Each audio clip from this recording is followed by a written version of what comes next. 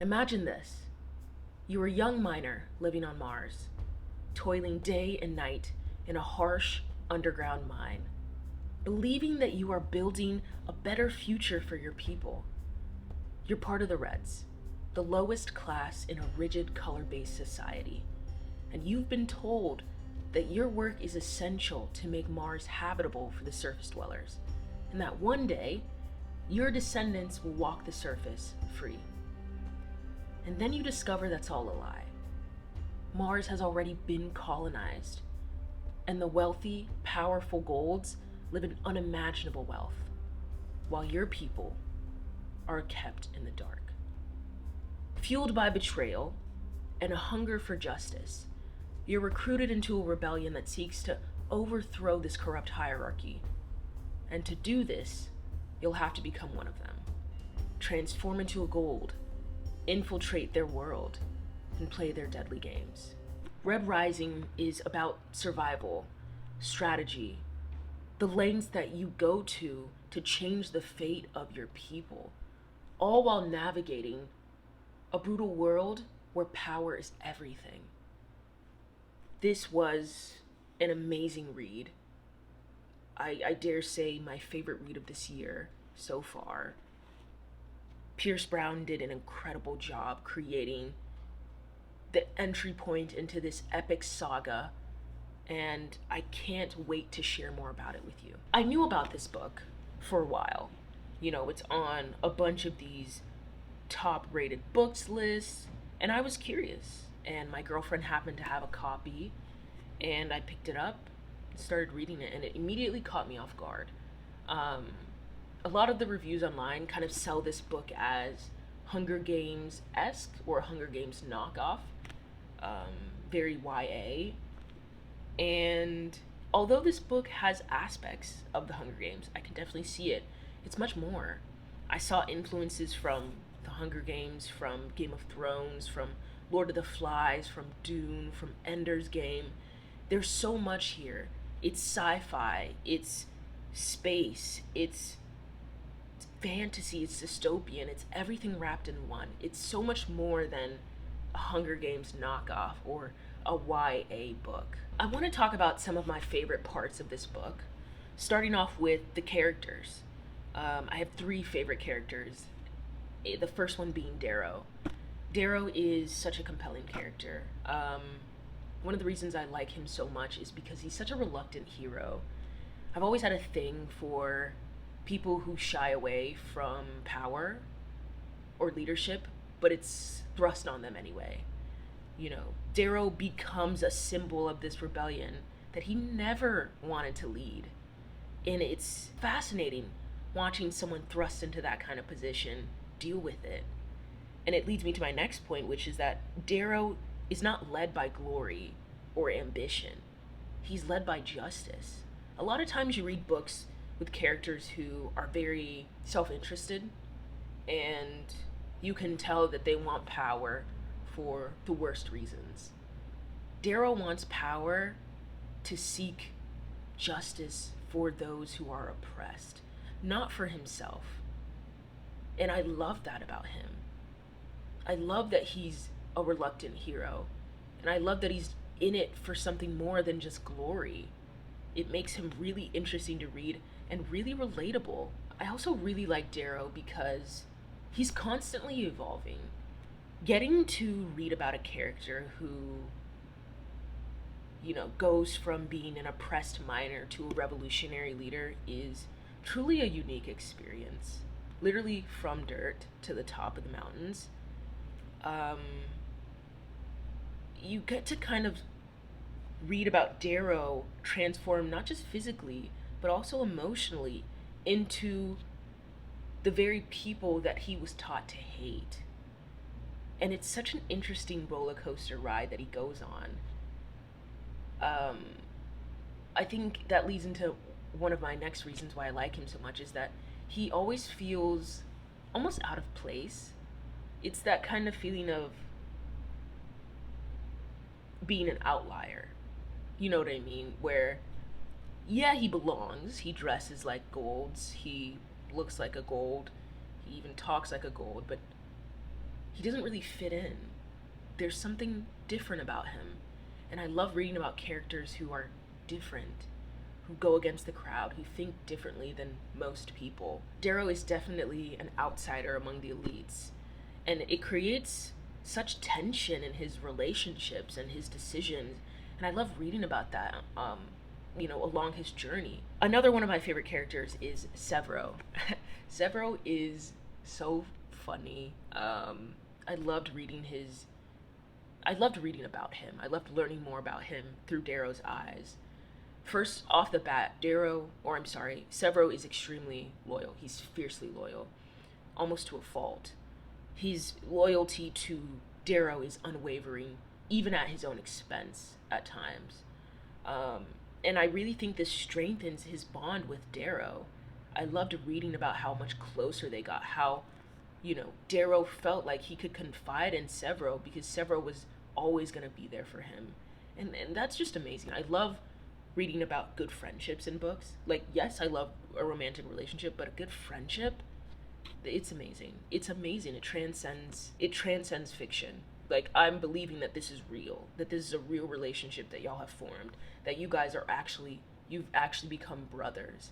Even though Darrow has his past, Severo has his past, you guys can still come together and be friends. I also really like Severo because he's so weird. Like, he's so wild and strangely bizarre, and he goes against the grain. He's so unconventional. He's different than most golds, I'd say, and he knows that. And I think it's refreshing to kind of read about a character who doesn't shy away from being an underdog, especially in a world where, everyone is vying for that number one top spot. Everyone is trying to outdo the other person. And Severo's just there like, yo, I'm good. I'm happy with where I'm at. And weirdly enough, that makes him the best. Like, that puts him at top. I love it. I love how he's written. I think he's much needed comic relief. But I don't think I don't think his humor undermines the seriousness of the novel at all. I think it perfectly balances the grim tone of the story with his offbeat humor, which is amazing. Next character is Mustang. Mustang is so smart. It's scary. Wow. She is an amazingly well-written female character. I think so. I think she defies gender norms. I love reading a story about a female character who isn't defined by her relationships, her family, none of that. She always earns her spot because of her abilities, not because of who she's dating or who she's friends with or who her family is, but because she's just that good. She proves herself time and time again to be an elite warrior and leader. Mustang is the epitome of a world-class strategist and thinker. She's always 2 steps ahead of everybody. She has this incredible ability to zoom out and see things for the big picture, and it's incredible. It makes her a great ally, a great friend, a great leader. But yeah, aside from these strong characters, I think that this book explores some really interesting themes as well. I love the idea of exploring, or I guess a fresh take on revolution that's not so black and white. It's very morally gray. There's no good versus bad here, or maybe it starts off like that, but it doesn't end like that by any means. And it offers you a deeper look into, I guess, the emotional consequences that it has. A revolution, a rebellion is a big concept, and oftentimes you kind of see the mechanics behind it, but you don't see the emotional turmoil that characters go through. while undergoing that, or while leading a revolution or being a part of a rebellion. It's fascinating to read about. I loved it. I think that this explores and offers a lot of social commentary on oppression, on wealth, on, patriarchy. And I think that the world building is top notch. I mean, it offers a really fresh perspective and detailed description of a world far, far into the future. Planets and moons have been terraformed. We now live all across the galaxy. We get these awesome descriptions of the technology that is present in this time, of the ships that are used, of the currency, of the language, of the interdynamics and relationships. It's so cool to read about. Speaking of technology, I mean, it's so far advanced. It is so far advanced, but it's interwoven so well. Things that could seem so alien and foreign now just make sense. And again, props to Brown for interweaving such far-fetched ideas into this little book. Great job, great job. And last but not least, I think that Red Rising is the perfect start to an epic series. Red Rising is the first book in the Red Rising trilogy, with Golden Sun right after and ending with Morning Star. Giving you a hint of what comes next, the themes of power and rebellion and identity are explored in such further depth in the next two books, and I honestly can't wait to talk about those books as well and give my take on them. I mean, Red Rising, it's a great introduction into this epic world, this epic series. I highly recommend this book. Again, if you're a fan of The Hunger Games, Lord of the Flies, Game of Thrones, Dune, Ender's Game, if any of those books have spoken to you or you resonate with them, please add this to your list. It is that good, and I can see the influence of all of those books on this one. It's just so good. It's just so good. And if you happen to read this and want to move on to Golden Sun, just know that it gets so much better. It gets, like, I love reading a series where each book in the series is better than the last one. It makes me want to keep going, and it gets me excited for what comes next. And I will say Golden Sun is so much better.